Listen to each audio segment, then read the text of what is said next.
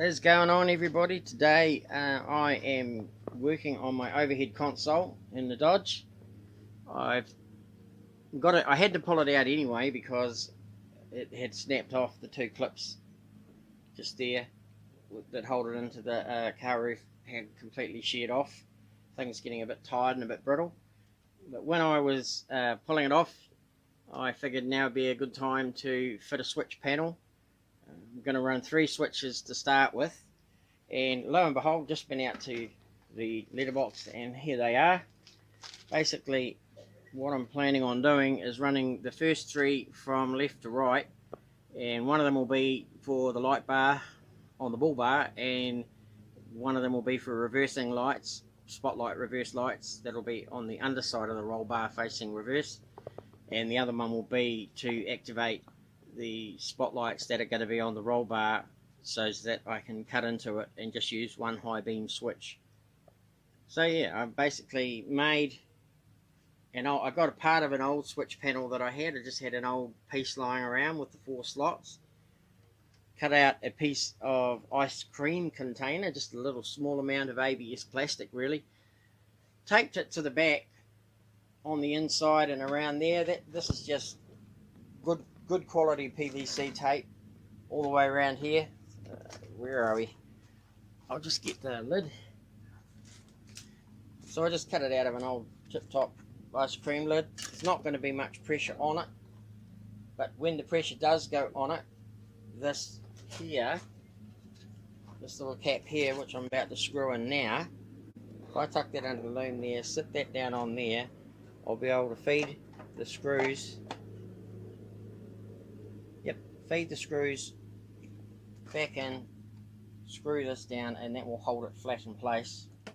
And then I plan on fitting my switches, and this is why I've had to cut this part out here. The switches will come up and quite probably stick up right in the air. So for now, I'm just mocking it up and just seeing what it's going to look like with that happening. Anyway, this is kind of to do with the roll bar videos. As you know, I've swapped it out with LED lights, and then I've got to figure out a way of remounting it, which will probably wind up being an external screw of some sort, which I'm not looking forward to doing, just because it garks up the truck a bit. Makes it look a little less professional, a little less factory. Anyhow, thought I'd give an update on this as I'm about to screw it in place now and fit some switches. Okay, blue wire connects to the positive pole of the power indicator.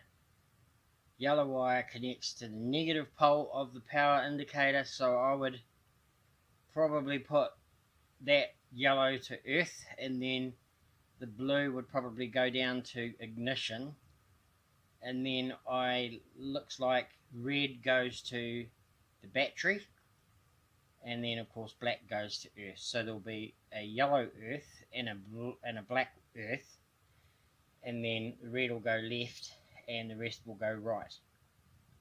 Let's see if I can get a better picture. Yeah, there it is. There it says plus VE load for the red, lower dash light negative, lower dash light positive. So that would be probably, I don't know, they can't be on all the time. So ignition, or maybe accessories, and maybe accessories. I'll do it to accessories and then earth. Okay, cool. Later. So what I've done is, it might be a bit hard to see with these lights on, but I'll try and get it without the glare. Meanwhile. There we go. Up here. And it looks pretty good. I'm going to cover up the paint on the screws. I'll just dollop them with a bit of black, as I have done with the rest of it. But the switches are in, and they all look pretty cool. And they'll be functioning. I bought a couple of wiring looms. There's the light bar on, spotlights on, and rear lights. Of course, I don't have my spotlights on because I don't have a roll bar to fit them on made up yet, but these two here will be tapped into my high beam, so I can flick one switch. And these, of course, are my reversing lights, which I was going to hook up to the reversing lights, but I figured that I'm only going to need them if I'm reversing in the dark, and they will sit on the underside of my roll bar facing rearwards. And I've got two 6-inch flood spot LED lights that should light up plenty. These are far superior to the switches that I've got in the Bayliner, and I'm slowly changing them out because the other ones just disintegrate. They are made of Play-Doh. 72 hours later. Alrighty, quick update. Here's my loom that I've wired down through the roof. I've just hooked up my last switch now that will isolate the light bar from coming on when you flick on high beam.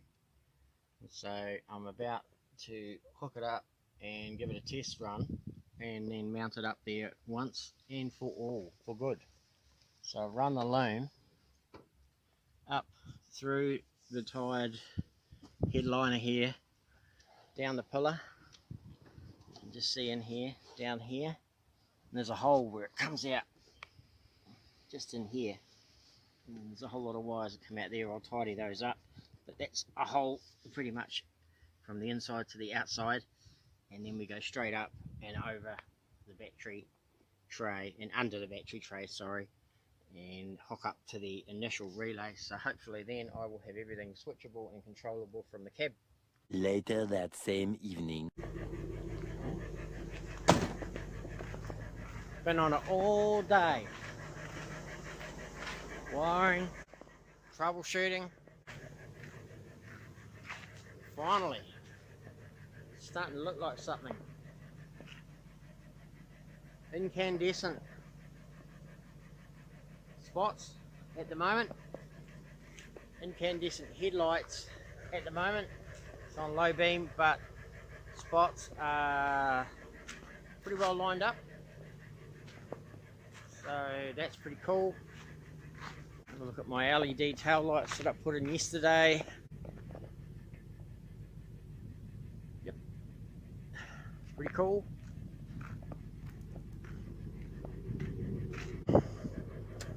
Whoa, difference. What a difference with the bar.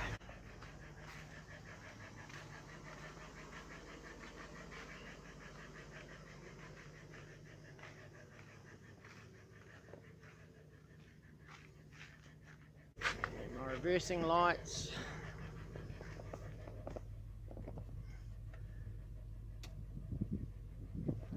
Which at the moment are hitting the tailgate.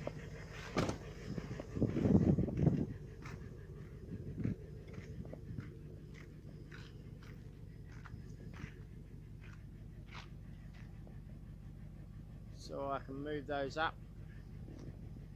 Just then. Right, that's a bit better, I think.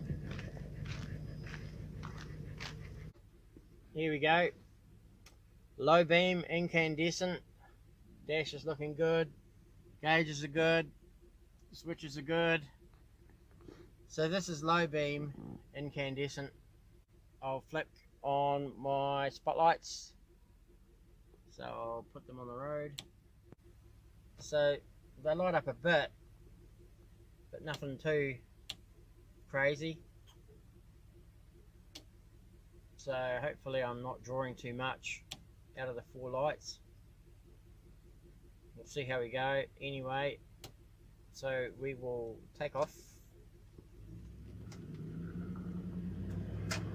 Spotlights are off.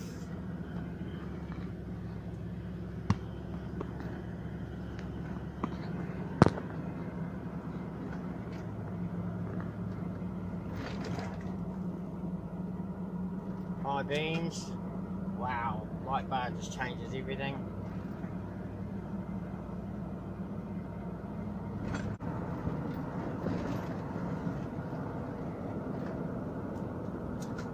And back to nothing. Can't see a flaming thing.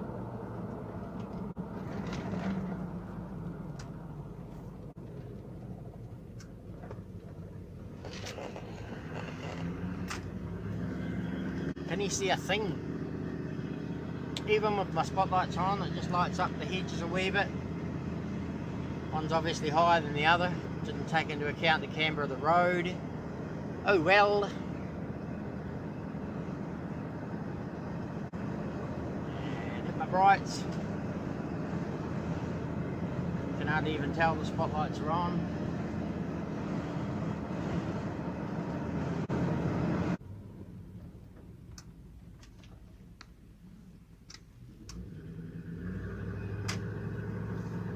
Houses and whatnot.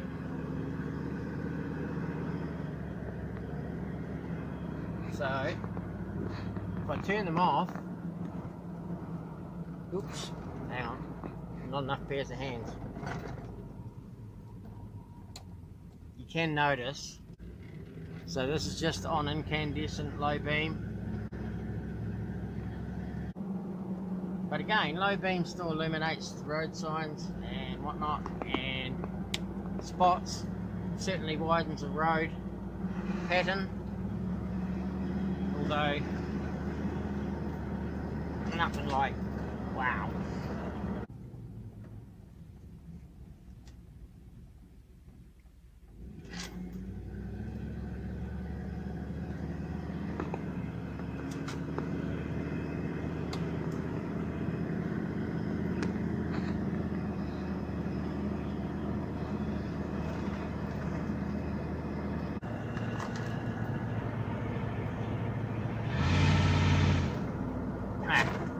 Always fun.